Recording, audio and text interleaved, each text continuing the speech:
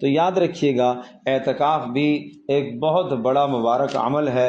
رمضان المبارک کے اعمال میں سے جو خاص اعمال اللہ تبارک و تعالیٰ نے ہمیں عطا فرمائے ہیں، قرآن کریم کے اندر پہلے پارے میں اور دوسرے پارے میں یعنی سورۃ البقرہ ہی کے اندر 6 آیات ہیں، جن 6 آیات میں مکمل ایک رمضان کے روزوں کا مکمل نصاب دیا ہے، اور اس نصاب میں یعنی جو عبادتیں یہاں پر لازم قرار دی ہیں وہ روزے کی عبادت ہے، اور قرآن کریم کی تلاوت کی عبادت ہے، اور دعا کی عبادت ہے، اور اعتکاف کی عبادت ہے۔ یہ 4 عبادات رمضان سے بہت گہرا تعلق رکھتی ہیں، بہت گہرا تعلق رکھتی ہیں، اور ان 4 عبادات میں سے ایک عبادت اعتکاف کی بھی ہے۔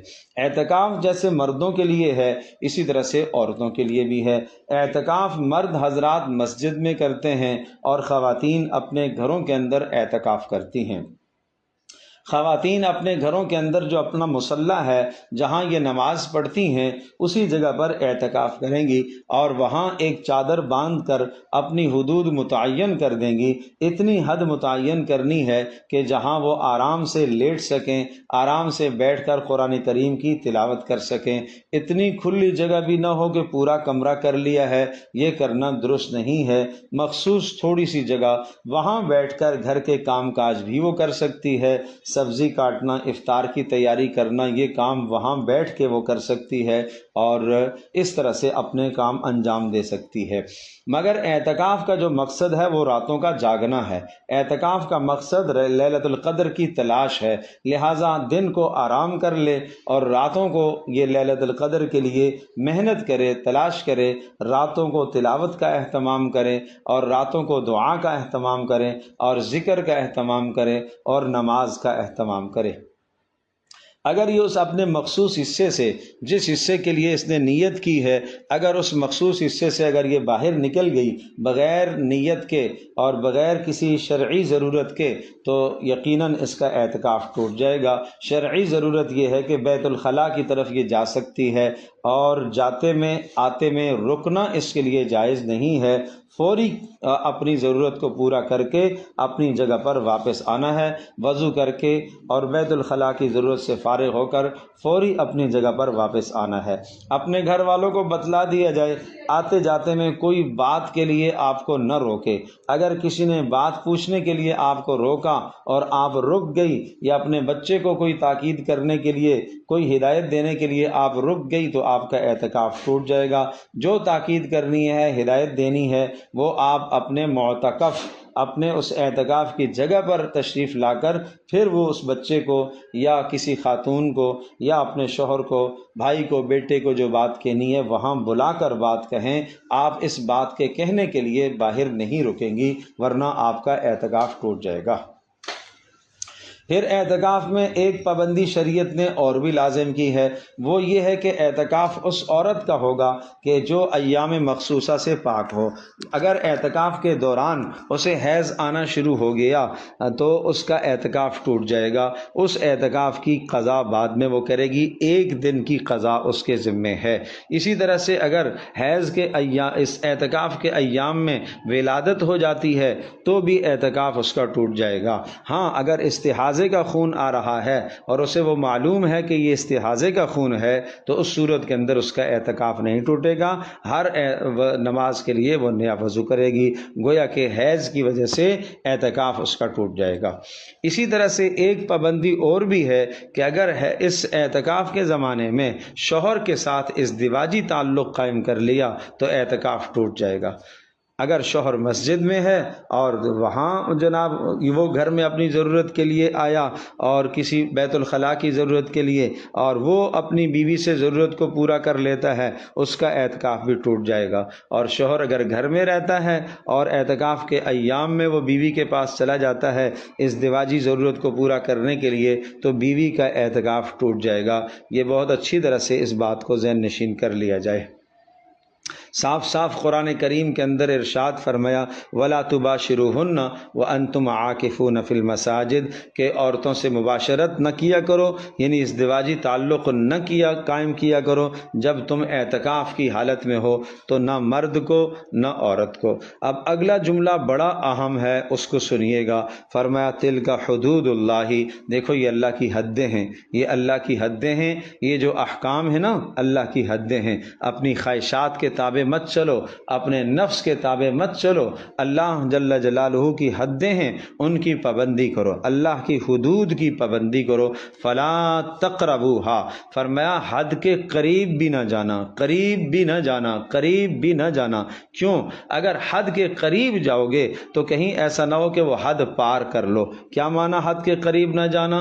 معنی یہ ہے کہ اعتکاف کے زمانے میں اگر شوہر وہاں حجرے میں آتا ہے اور شوہر اپنی بیوی کے ساتھ بوس و کنار کرتا ہے تو اس کا مطلب یہ ہوا کہ یہ حد کے قریب چلا گیا۔ منع ہے کہ حد کے قریب بھی نہ جانا۔ اگر حد کے قریب جاؤ گے تو کہیں ایسا نہ ہو کہ حد پار کر لو اور اللہ کے یہاں تم نافرمان بن جاؤ اور اللہ کے یہاں تم گناہگار بن جاؤ۔ اس لیے صاف صاف فرمایا فلا تقربوها، قریب بھی نہیں جانا۔ کذالک یبین اللہ آیاتہ، یوں اللہ پاک اپنے احکام کو کھول کھول کر کے بیان کرتا ہے۔ لعلہم یتقون، یہ اس لیے بیان کرتا ہے تاکہ تمہارے اندر تقوی پیدا ہو جائے، تاکہ گناہوں سے بچنے کی صلاحیت پیدا ہو جائے۔ اور روزے کا مقصد ہی یہی ہے، گناہوں سے بچنے کی صلاحیت پیدا ہو جائے، تمہارے اندر شکر گزاری پیدا ہو جائے اور تمہارے اندر رشد اور ہدایت کی صفت پیدا ہو جائے۔ یوں سمجھ لیجئے ان 6 آیات بینات میں 3 بڑے مقاصد، 3 بہت عظیم و شان مقاصد روزے کے سمجھائے کہ روزے کے مقاصد یہ ہیں، اعتکاف کے مقاصد یہ ہیں، قرآن کریم کی تلاوت کے مقاصد یہ ہیں، دعا کے مقاصد، یعنی 4 اعمال، روزہ، تلاوت، دعا، اعتکاف، یہ 4 بڑے اعمال ہیں جو رمضان کے، اور 3 مقاصد سمجھائے۔ پہلا مقصد لعلکم تتقون، تاکہ گناہوں سے بچنے کی صلاحیت پیدا ہو جائے اور نیکی کرنے کی صلاحیت تمہارے اندر تازہ ہو جائے۔ بیماری ہے تمہارے اندر، وہ بیماری تاکہ دور ہو جائے۔ دوسرا مقصد ولعلکم تشکرون، تاکہ اللہ کے حکموں کے تم پابند بن جاؤ، اللہ کے حکموں کے پابند بن جاؤ، اللہ کے تم شکر گزار بن جاؤ۔ اور تیسرا مقصد لعلہم یرشدون، تاکہ تم رشد اور ہدایت، کیا مطلب کہ دنیا اور آخرت کی کامیابیوں کو تاکہ تم پالو۔ رشد مانا دنیا اور آخرت کی کامیابیوں کو تم پالو۔ یہ وہ صفت رشد ہے جو اللہ نے حضرت ابراہیم علیہ السلام کو عطا فرمائی تھی، اور فرمایا تھا وَلَقَدْ آتَيْنَا إِبْرَاهِيمَ رُشْدَهُ مِنْ قَبْلِ، ہم نے ابراہیم کو رشد عطا فرمایا۔ سبحان اللہ، یہ وہ بہت بلند ترین صفت ہے رشد جو اللہ اپنے نبیوں کو عطا کیا کرتا ہے۔ اور سورۃ الحجرات میں صحابہ کی صفات ذکر کرتے ہوئے اللہ تبارک تعالیٰ نے رشد کو بیان فرمایا۔ وہ کیا ہیں؟ ارشاد فرمایا وَلَكِنَّ اللَّهَ حَبَّبَ إِلَيْكُمُ الْإِيمَانَ، رشد یہ ہے کہ ایمان تمہارے دلوں میں محبوب بن جائے۔ اور اسی طرح سے جناب وَكَرَّهَ إِلَيْكُمُ الْكُفْرَ وَالْفُسُوقَ وَالْعِصْيَانَ، اور کفر بھی، اور اسی طرح سے گناہ بھی، اور ظلم اور زیادتیاں بھی، یہ سب تمہارے نزدیک ناپسند ہو جائیں، ایسے ناپسند ہو جائیں جیسے آگ کا الاؤ روشن ہے اور اس آگ کے الاؤ میں چھلانگ لگانا انسان کو ناپسند ہوتا ہے، اس طرح سے یہ کام گناہ کے، ظلم کا کام اور زیادتی اور نافرمانی اور کفر یہ تمہیں ناپسند ہو جائے، اور ایمان تمہارے دل میں رچ بس جائے اور سر سے لے کر پیر تک اسلام سج جائے۔ یہ ہے روزے کا مقصد، اس کو کہتے ہیں رشد، ہدایت۔